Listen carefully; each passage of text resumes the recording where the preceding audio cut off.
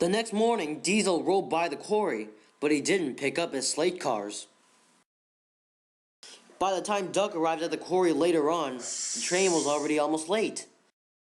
"Hey Mavis," asked Duck, "why didn't Diesel take his slate cars?" "I don't know," said Mavis, "but you'd better take it, Duck. I think it's gonna be late if you don't." So Duck did, even though he wasn't supposed to. Duck had to puff as fast as he could to make up for lost time. But he was quite annoyed when he found Diesel talking in a siding. "What on earth are you doing?" scolded Duck. "Have you forgotten why you've come here in the first place?" "You're just talking in a siding. Now I've got to take your lot."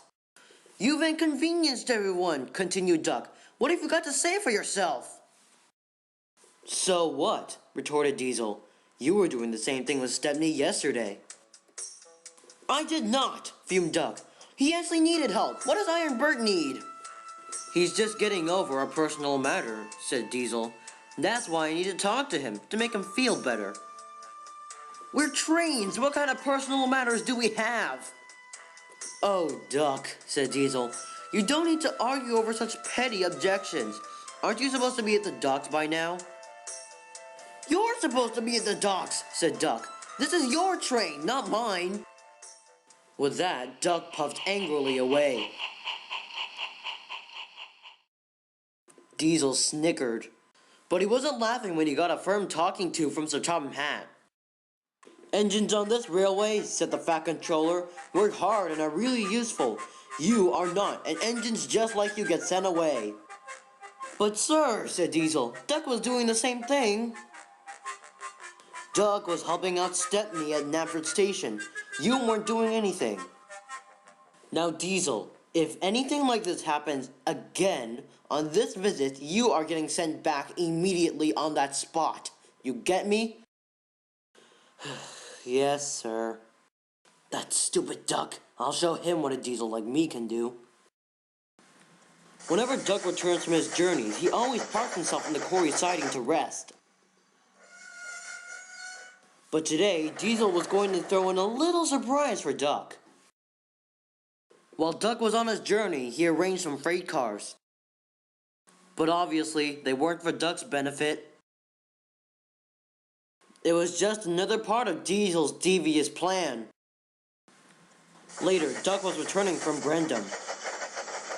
Mavis returned too, but was surprised to see the freight cars there. "That's odd," she said. "I was working, so I couldn't have possibly put them there. Diesel's not here. Maybe Duck put them there. I don't know why though." "Oh, here he comes now."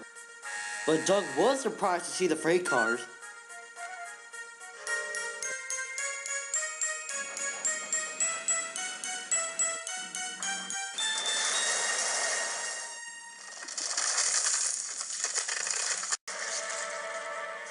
"Why, bless me, what happened?" "Oh my goodness, are you alright, Duck?" "I think so," he replied, "but that was quite a scare." "Oh dear, what should I do?" "Just get help, Mavis," said Duck. "That's all we need right now." Mavis did, and soon Sir Topham Hatt came to see Duck along with Harvey.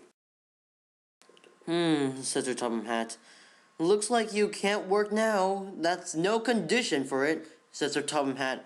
"Not surprised, though. That crash looked pretty big to me." "But who's going to deliver the slate to the ships?" asked Duck. "Looks like Diesel's going to have to take on the job full time," said Sir Topham Hatt sadly. "You have to go to the works now, Duck." Later, they had lifted Duck and his freight car back onto the rails, but he still lay perched atop it. Mavis felt bad for Duck. She tried to cheer him up, but it wasn't working. "I just don't get it," said Duck. "Who put those freight cars there? Mavis, was it you?" "Me? Why, most certainly no, I wouldn't. Even if I did, I would have told you before. I thought you put them there." No, I didn't," said Duck. "Freight cars don't magically pop out of thin air, so someone must have done it." "Well, I told you already," said Mavis. "I didn't do it." "And I couldn't have," said Duck. "Do you think it might have been Diesel?" "Well," said Mavis, "I haven't seen him all day. I thought he was working." I haven't seen him either, said Duck. Maybe it was him. Now, Duck, we don't have any evidence, so we shouldn't go assuming that it was him. True, said Duck. But I do wonder who did that. Perhaps it was an accident, said Mavis. But she too had her own suspicions. The following morning, Henry came to pick Duck up. Tough luck, huh? Said Henry. I am sorry, Duck. Not your fault, Henry, reassured Duck. Don't worry, Duck, said Henry. It happens to everybody.